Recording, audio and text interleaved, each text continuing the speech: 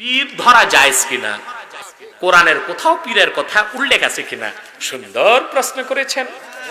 আচ্ছা ভাই, কোরআনের তাফসীর পড়তে মুফাসসিরের কাছে যাওয়া জায়েজ কিনা? জায়েজ। কথা বলেন। জায়েজ। জায়েজ। হাদিস শিখতে মুহাদ্দিসের কাছে যাওয়া জায়েজ। ফতোয়ার জন্য মুফতির কাছে যাওয়া জায়েজ। ইলমে তাসাউফ তরিকত শিখতে পীরের কাছে যাওয়া জায়েজ। শুধু জায়েজ না, ওয়াজিব। ঠিক। এটা কি? ওয়াজিব। কেন ওয়াজিব? প্রশ্ন আসে না? নামাজ পড়া কি? ওযু করা কি? ওযু করতে পানি জোগাড় করা কি? হেলো ফরজ। উসুলের নিয়ম, মা ইউবজি ইলাল ফারজে ফাহুয়া ফারজুন। ফরজের জন্য যেটা দরকার ওটা ফরজ। তাসাউফ তরিকত শিক্ষা করে আল্লাহর মারিফত অর্জন করা ওয়াজিব, আর তা শিখতে পীরের কাছে যাওয়া ওয়াজিব। কথা বুঝেন না? পীরের কাছে যায় মানুষ সোহবতের জন্য। বলবেন পীর ধরার কথা কি আল্লাহ কোরআনে বলছেন? বলছেন। সূরা তাওবা 119 নম্বর আয়াতে আল্লাহ বলেছেন, ইয়া আইয়ুহাল্লাযীনা আমানুত্তাকুল্লাহা ওয়া কুনু মা'আস সাদিকিন। মুমিনরা আল্লাহকে ভয় করো আর সত্যবাদীদের সোহবত নাও। এই সত্যবাদীকে আল্লাহ নিজে তাফসীর করছেন সূরা হুজুরাতে, ইন্নামাল মুমিনুনাল্লাযীনা আমানু বিল্লাহি ওয়া রাসূলিহি সুম্মা লাম ইয়ারতাবু ওয়া জাহাদু বিআমওয়ালিহিম ওয়া আনফুসিহিম ফি সাবিলিল্লাহ উলাইকা হুমুস সাদিকুন। আল্লাহ কোরআনে বলে দিয়েছেন সাদিকিন কারা, সত্যবাদী কারা। আল্লাহ বলেছেন প্রকৃত মুমিন তারাই যারা ঈমান এনেছে আল্লাহর উপর, এনেছে মুহাম্মদ সাল্লাল্লাহু আলাইহি ওয়াসাল্লামের উপর ঈমান, এবং সুম্মা লাম ইয়ারতাবু, অতঃপর তাদের মনে কোনো সন্দেহ রইল। সন্দেহ কখন থাকে? ইয়াকিন না থাকলে। ইলমুল ইয়াকিন থেকে যখন ইয়াকিন আইনুল ইয়াকিন হয়, আইনুল ইয়াকিন থেকে যখন হাক্কুল ইয়াকিন হয়, তখন মনে আর কোনো সন্দেহ থাকে না। এই ইয়াকিন ঠিক তখনই হয় যখন মানুষ মারিফতের নূর অর্জন করে, আর সেই মারিফত শিখার জন্য আল্লাহ ওয়ালার কাছে যেতে হয়। তো পীর ধরার কথা আল্লাহ বলেন নাই? আসেন, কোরআন কারীম সূরা কাহাফ সাক্ষী, সহিহ আল বুখারী প্রথম খণ্ড কিতাবুল ইলম 23 নম্বর পৃষ্ঠার হাদিস। হাদিসটি 1 পৃষ্ঠা ব্যাপী। হযরত মুসা নবী ওয়াজ করতেছেন। এমন সময় এক ইহুদি তাকে প্রশ্ন করলো, ইয়া মুসা হাল তা'লামু আহাদান আ'লামা মিনকা। মুসা, তুমি কি জানো তোমার চেয়ে বড় কোনো আলেম আছে এখন দুনিয়ায়? হযরত মুসা নবী বেখেয়ালে বলে ফেলছেন, কয় না, আকাশের নিচে আমার চেয়ে বড় আলেম আছে আমি মনে করি না। আমি এই কথা বলতে পারবো না যে মুসা নবী ভুল করছেন, এই সাহস আমার আছে?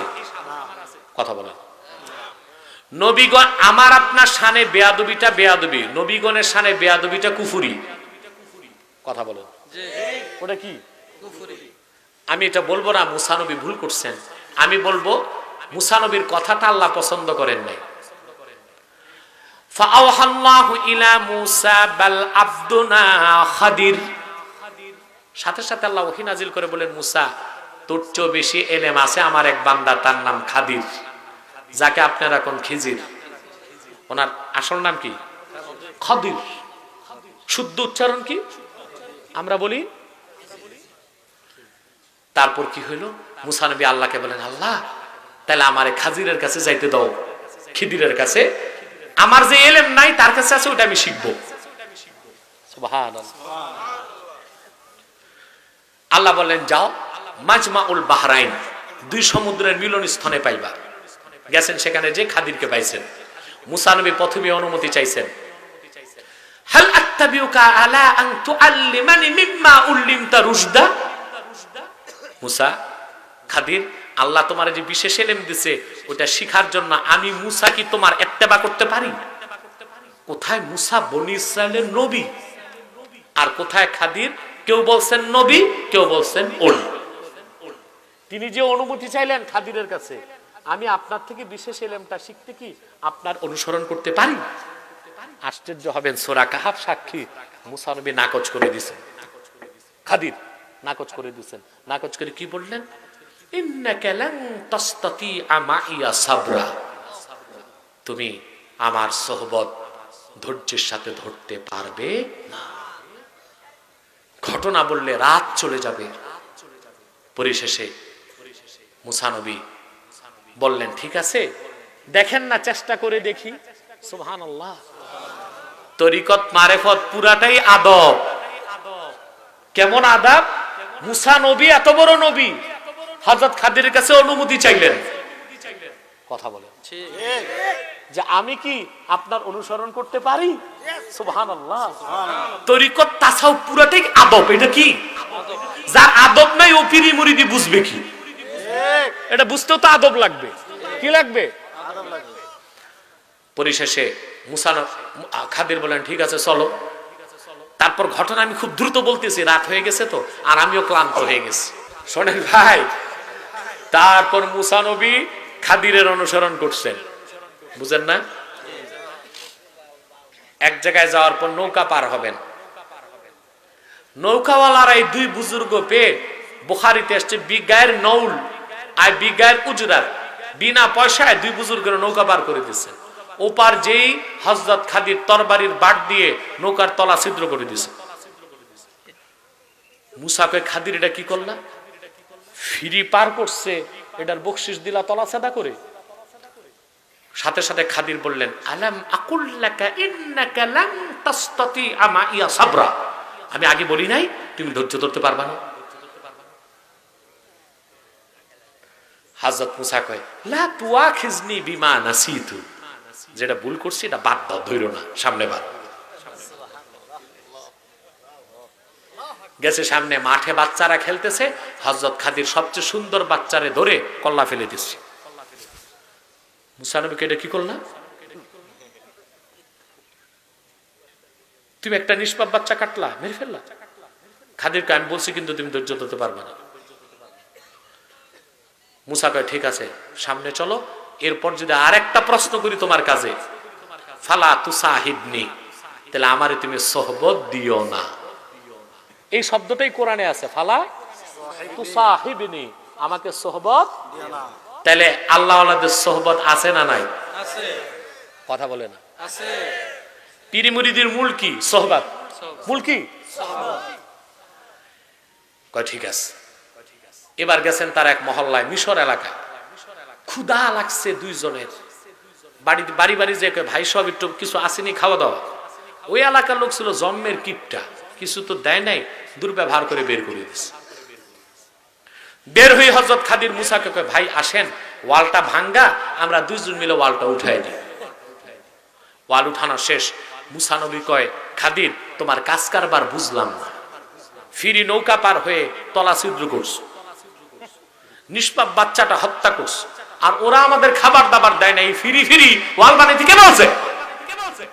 হযরত খাদির কয় হাযা ফিরাকু বাইনি ওয়া বাইনিক, তোমার আমার সম্পর্ক শেষ, আমি তোমাকে সোহবত দিব না। মুসা নবী কয় ঠিক আছে, আমার সোহবত লাগবে না, তিন কাজের ব্যাখ্যা দাও। এর নাম শরীয়ত। এর নাম কি?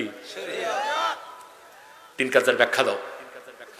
হযরত খাদির কয় দেখো, যে নৌকাটা পার হয়ে তলা ছিদ্র করছি, আল্লাহ প্রদত্ত এলেমে আমি দেখছি পিছনে আসতেছে অত্যাচারী বাদশা, নৌকাগুলো ছিনে নিবে, আর নৌকাগুলো এতিমদের, মানুষ পারাপার করে ওরা পয়সা কামাই করে খায়।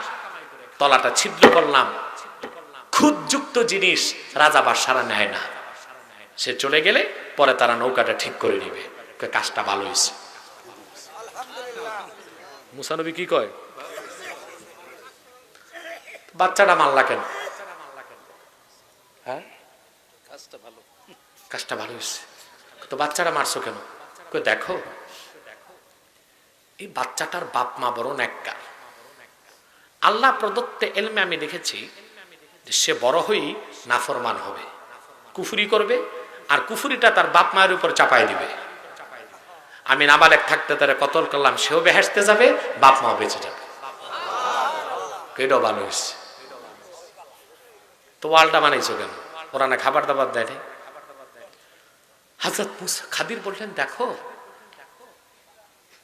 এই ওয়ালির নিচে দুইজন এতিমের সম্পদ রক্ষিত আছে। ওয়াকানা আবুহুমা সালেহা, আর এতিমের বাপ মা খুব নেককার। নেককার মরে গেল, তার সন্তানদের দেখাশোনার দায়িত্ব আল্লাহর হাতে থাকে। ওয়াল ভেঙে গেছে, সম্পদ যাবে চোরের হাতে। আল্লাহর হুকুমে আমি ওয়াল বানায় দিলাম, এতিমরা বালেগ হয়ে নিজেদের সম্পদ বুঝে নিবে। এটাও ভালো কাজ হচ্ছে।